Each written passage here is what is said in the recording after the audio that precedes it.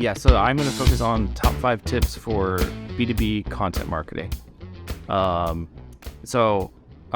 I alluded to a bit earlier, is starting with ICP.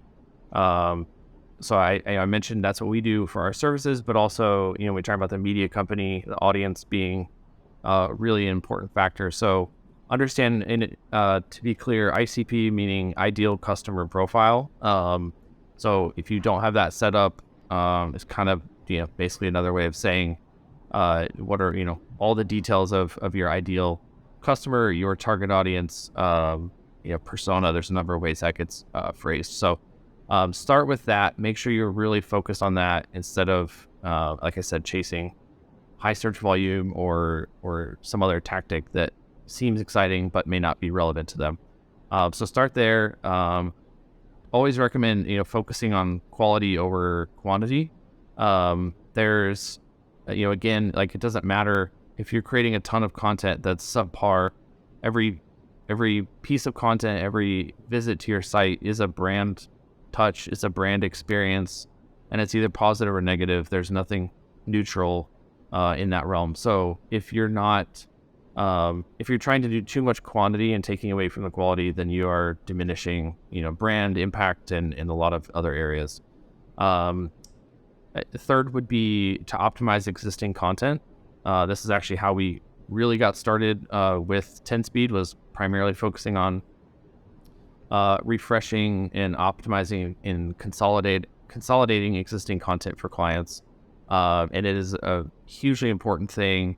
It's one of the best ways to kind of get some quick traffic back if you've had a lot of decay over time, and also just critically important to truly having the compounding growth over time is to not have be losing traffic from some of your existing content. The fourth would be distributing and repurposing content. So again, we kind of view organic search as a distribution channel. And so when you just put all of your eggs in that basket, you optimize for search, don't do anything else.